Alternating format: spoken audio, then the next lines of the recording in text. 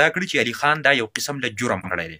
ستاسو ښار کې ټول خلک بوزه ګرځي، زه پکې روجه یم نو ښه یمه. د علي خان ولې چې کوم دی نو ټول خلک خلاف شو په دې کلام باندې، اوس په علي خان تنقید چې کوم دی نو باروبار شروع دی. تاسو ته پته ده علي خان په دې کې نه څه کنځلې کړي دي چې خلک یې خلاف شو.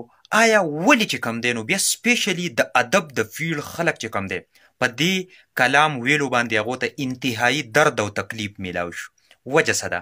په مسله باندې ځان پوهو، غلطي د چا ده او چاله په کار څنګه کارونو موږ پکې هم خپله رایې وړوکې غوندې ورکوو. نو کوم خوښه شوه نو علي خان باید ته هم ورسوئ او افسر افغان صاحب ته هم ورسوئ. د ټولو نه اول راځو افسر افغان ته. علي خان باید داسې کار وکړو چې هغه یو کلام و، یو هغه کلام چې کوم دی نو د مشال صاحب و. مشال صاحب یو شاعر دی، طارق مشال آی تینک داسې نومې دی. ستاسو ښار کې خلک په رنګونو مړه، زه پکې ساده یم نو ښه یمه. که په دې کلام په دې شعر کې غلطېږم نو د هغې دپاره معذرت، خو داسې یو کلام هغه لیکلی دی. بیا علي خان به یې راغی او د هغې سره یو بل امیر صاحب و. اوس د دې پته نه لګي چې دغه کلام بدل کړی چا. دې ته زمونږ که یاد شي زمونږ یو استاد و ایوب صابر تی نوم و، هغه هم چې کوم دی نو شاعر دی. د هغه سره مونږ کلاسیز اخیستي وو. هغه وایي چې دې ته پیروډي وایي چې بیا علي خان ولا دا طرز چینج کړو، یو الفاظ نیمې پکې ور ایډ کړله او دا کلام یې چینج کړو. نو علي خان دغه کلام چې کوم دی نو اوس علي خان چینج کړی دی یا دغه امیر صاحب چینج کړی، بهرحال د دغې نه ماته اوس علم نشته دی، خو هغو ویلی دی. نو اوس راځو چونکې افسر افغان ته خو زه یو پیغام ورکوم چې افسر افغان صاحب چې کوم خبرې کړي دي په خپل بلاګ کې نو یقین وکړئ چې ټولې خبرې د هغه دلایل بیس دي. یوه خبره داسې نشته ده چې هغه بې دلیله کړي یا یوه خبره داسې نشته چې هغه غلطه کړي. نو په افسر افغان صاحب باندې دلته کې مونږ لکه ټیک دا که خلک یې بد ګڼي او که ښه ګڼي، د افسر افغان به چې کوم دی نو فالوور مینوال هم یو، د هغه به چې کوم دی نو څوک خلک به نفرت هم کوي. نو چونکې هغه چې کومه خبرې کړي دي بیا خاص کر دا کړي چې علي خان دا یو قسم له جرم کړی دی. جرم یې څنګه کړی دی؟ هغه ویلي چې دا یو انټلیکچوال پراپرټي ده. اصل کې د دې خبرې مطلب دا دی چې دغه علي خان شو یا چا شو دغه غزل چې چا بدل کړی دی نو دا یو قسم لا د مشال شاعري پټکل ده، یعنی دا هغه نه غلا کړل ده. څنګه چې ته د چا نه د کور نه څه څیز ویسې ټیکول غلا وکړي، دغه شانتې د ادب په پیړ کې د یو غلا کړې ده او بیا خاص کر هغه دغه چې کوم غزل دی هغه یې ګډوډ کړی. تاسو ته پته ده ادیبان په خپل فیلډ کې زه د دوست سره ډیر زیات پاتې شوی، هغو په دې باندې انتهایی خفه کېږي. هغو چې کوم کلام لیکلی او هغه ته ګډوډ کې بې ترتیبه کې د هغو د اجازت نه بغیر، نو هغه دوی یو غټ جرم مني. او واقعي دا خبره ټیک هم ده چې په بهر ملکونو کې د دې خلاف باقاعده ته کیس بیا لړولی شي او دا یو جرم دی او دا چې کوم دی نو که تا ثابت کو بیا نو د هغې بیا یو خپله سزا هم اورولی کېږي.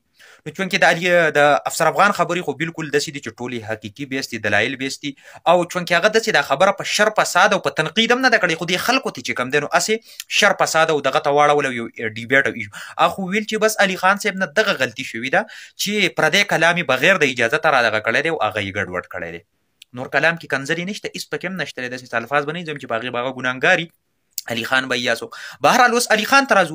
علي خان صاحب هم غوښتل چې زه داسې یو ښه غوندې څیز ویم او خلک زمانه لکه داسې شي متاثره شي او امپرس شي او خلک خوشحاله کم، یو قسم لا خلکو له سکون ورکم زړه له، چونکې ټینشن زمانه ده. نو که یو کلام واوري یا د دې په ځای یو نعت ویلی او بل نو هغه چونکې اوس په دغه ځای کې لږ خطا شوی دی نو خیر دی هغه ته دغه ادب او د دغه فیلډ د دغه څیزونو معلومات نه نو تاسو ته خیر دی زموږ دا ویډیو ورسوئ چې علي خان به یې خیر دی په دغه ځای کې بیا ته لږ ملامته په دغې چونکې چې د مشال صاحب شو او بیا د رحیم شاه کمپوز تا دغه راغستې نو د هغو نه بالکل د په ادب په پیړ کې د پاسبل هم ده که هغو په دې باندې عدالت ته لاړ شي نو دا خبره د هغو ټیک هم ده.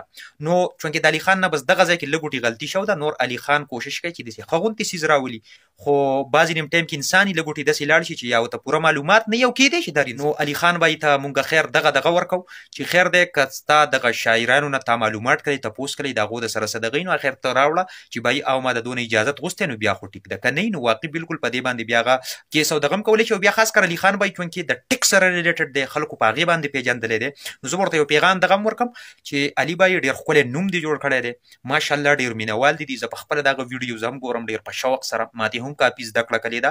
نو زه ورته یم چې دغه پیړ نه بټکاوېږه لږ وټې، چونکې که د دغه پیړ نه ته لږ هټاو شوې نو ټیک ده څه ورځې به تا خلک وګوري او دغه به دې کي، خو بیا دا ده چې ستا به هغه شانتې خوند او مزه نه وي. بهرحال ها که تا کې سکیل وي نور ټیلنټ وي ایز ا ملټي اکټیویسټ ته بالکل مخې ته راتلی شي. خو په بعضې نیم سیزونو کې خیر دی تاسو لږ وټې زه به علي بای ته ووایم ایز ا برادر به ورته ووایم چې تاسو خیر لږ تحقیق او ریسرچ کوئ. زمونږ نه هم غلطیانې شوي دي مونږ هم کوو بار بار ټیک شوله. خو بیا داسې نه ده په کار چې مونږ راولو یو سړی پې دومره بېعزته کړو دغه کړو. نو دغه څیز زه یم چې ماته نه ښکاري. په کار ده چې اصلاح یې وکړو اصلاح په طور یو پیغام ورکړو چې بایي داسې ټیک ده علي بای ستا نه دا غلطي چې افسر افغان صاحب دغه خبره وکړه. دا یې په دې نیت نه ده کړې چې جنګ جګړه او فساد او شر او داسې واویلات یې جوړه کړي.